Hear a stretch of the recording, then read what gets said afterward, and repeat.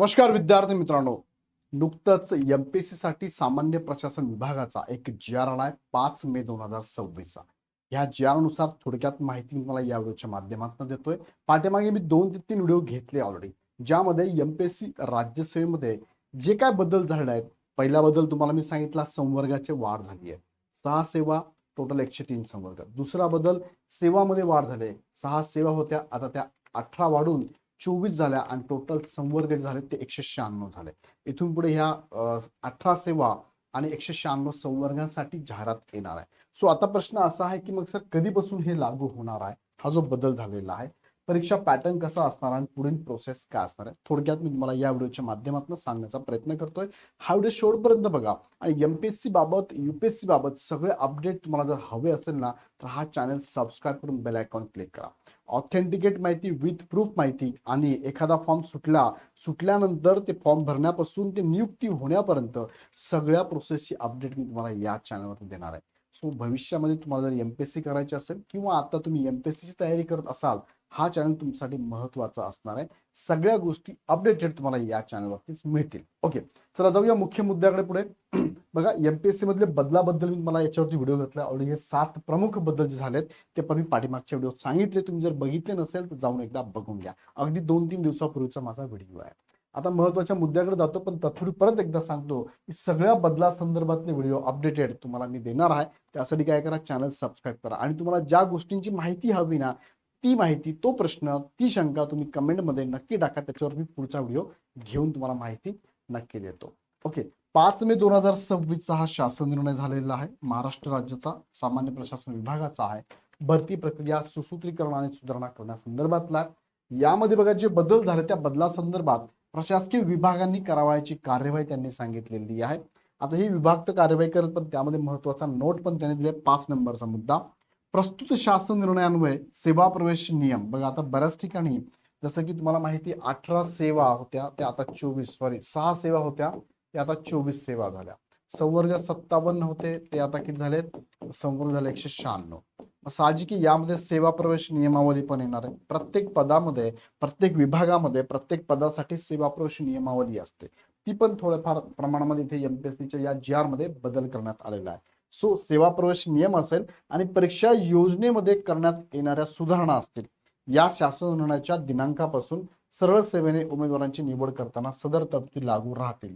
आता या ठिकाणी त्यांनी सांगितलं की 5 मे पासून हे होणाऱ्या सगळ्या एक्झामला लागू असेल. मात्र त्यांनी वाक्य जे वापरते काय, सरळ सेवेने उमेदवारांची निवड करताना सदर तरतुदी लागू राहतील. आता यामध्ये राज्यसेवेची ऍड ऑलरेडी येऊन गेलेली आहे. तो राज्यसेवेची जी ऍड आली आहे ती 6 सेवा आणि 57 संवर्गांसाठीच आली होती. मात्र इथून पुढे जी ऍड येणार आहे 24 सेवा आणि 196 संवर्गांसाठी, तो पुढच्या ऍडला लागू राहणार आहे. जरी यांनी सरळ सेवा वाक्य टाकलाय, पण जे सेवा गट इथे ऍड केलेत ना, हे सुद्धा पुढच्या ऍडला लागू राहतील, हे त्यांनी क्लिअर कट सांगितलेलं आहे. दुसरा मुद्दा, ज्या संवर्गातील पदभरतीसाठी या शासन निर्णयाच्या दिनांकापर्यंत जाहिरात प्रसिद्ध करण्यात आली आहे, अशा पदांना सदर तरतुदी लागू राहणार नाहीत. आता राज्यसेवेची जी ऍड आहे ती ऑलरेडी येऊन गेलेली आहे. ती ऍड आली बघा, डिसेंबर 2025 मध्ये आली आहे. डिसेंबर 2025 मध्ये आली. फॉर्म सुटले तेव्हा फॉर्म भरण्याची डेट बघा, 31 डिसेंबर पासून 20 जानेवारी पर्यंत फॉर्म भरण्याची डेट होती.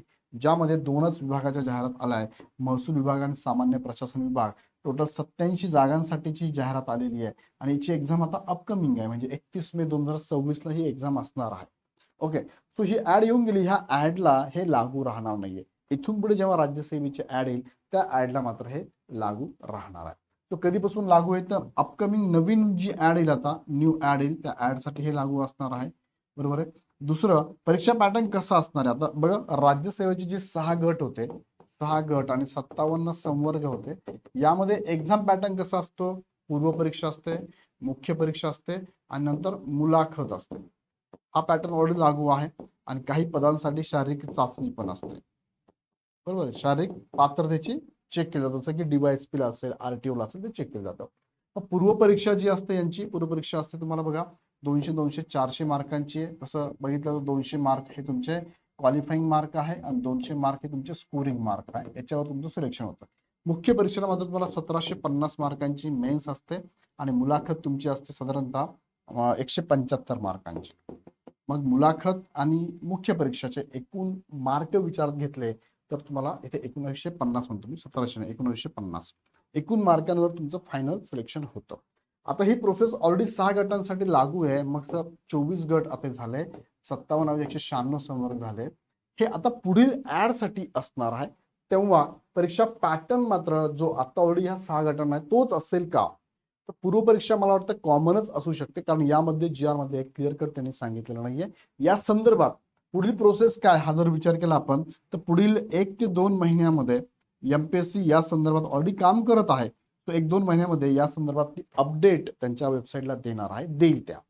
तो माझ्या माहितीप्रमाणे अंदाज मी सांगतो तुम्हाला माझ्या अभ्यासानुसार, परत एकदा ही पूर्वपरीक्षा सगळ्यांची कॉमन असू शकते, जशी आता चालू आहे तशीच असू शकते. मेन्स जी आहे ना मुख्य, सध्या बघा इंजिनिअरिंग सर्व्हिसेस ज्या आहेत ना त्यांची मेन्स वेगळी होते की नाही, तसं मुख्य परीक्षेला काही एक्झामचा पॅटर्न हा वेगळा असू शकतो, काहींचा कॉमन असू शकतो. आता तुम्हाला माहिती असेल जे राज्यसेवेमध्ये जे पद आहेत बघा, राज्यसेवेमध्ये आय थिंक 32 पद होते आणि त्यामध्ये आता परत 28 वाढले, 28 वाढलेले आहे टोटल बघा. आता 28 ची वाढ झाली, जो आकडा थोडा मागे पुढे माझा होऊ शकतो. त्यासाठी तर एक्झाम ॲज इट इज राहणार आहे, पण बाकीचे जे काही वर्ग आहेत जवळपास 18 सेवा ऍड झाल्या, त्यासाठी मुख्य परीक्षा वेगळी होऊ शकते आणि मग मुलाखत होऊन तुमची फायनल सिलेक्शन होऊ शकतं. आता यामध्ये बघा मुख्य परीक्षा ही लेखी स्वरूपाची जर आहे तर तुमची अपकमिंग ज्या सेवा वाढ झाली ना त्यांना सुद्धा मुख्य परीक्षा लेखी स्वरूपाचीच असू शकते. सो येणाऱ्या कालावधीत MPSC अपडेट दिलं ते तुम्हाला अपडेट कळवतो, पण एक अंदाज आहे की अशाच पद्धतीने एक्झाम तुमची होण्याचे चान्सेस आहेत. सो अपडेट मी आल्यावर तुम्हाला देणारच आहे. ते अपडेट बघण्यासाठी मात्र चॅनल सबस्क्राईब करून ठेवा. सो आतापर्यंत MPSC याबाबत सिलेबस पॅटर्न, सिलेबस काय असेल, एक्झाम पॅटर्न काय असेल, आवाका कसा असेल, वेटेज कसं असेल, किती प्रश्न असेल, निगेटिव्ह मार्किंग असेल, याबद्दल नवीन सेवांसाठी काही अपडेट दिलेले नाहीये. जेव्हा येईल तेव्हा मी तुम्हाला देणार आहे. त्यासाठी काय करा, परत एकदा हा चॅनल सबस्क्राईब करून बेल आयकॉन क्लिक करा. अधिक माहितीसाठी तुम्ही आमच्या बॅचेस पण जॉईन करू शकता आणि कॉन्टॅक्ट पण करू शकता. ही बॅच ऑलरेडी आपली चालू आहे बघा, रेकॉर्ड बॅच मध्ये आपली अवेलेबल आहे. अधिक माहितीसाठी तुम्ही टीमला कॉल करू शकता. ही सगळी टीम तुम्हाला इथे गायडन्स करते. यांचे डेमो लेक्चर युट्यूबवर अवेलेबल आहे आणि बॅचेस जॉईन करण्यासाठी ऍप डाउनलोड करून डायरेक्ट बॅचेस पण जॉईन करू शकता किंवा ह्या नंबरला कॉल करून माहिती पण घेऊ शकता. सो विद्यार्थी मित्रांनो, हा व्हिडिओ आवडला तर लाईक करा, इतरांना शेअर करा, ग्रुपमध्ये शेअर करा आणि पुढचे अपडेट बघण्यासाठी चॅनल सबस्क्राईब करा. पुन्हा व्हिडिओ आपण नेक्स्ट व्हिडिओमध्ये. धन्यवाद.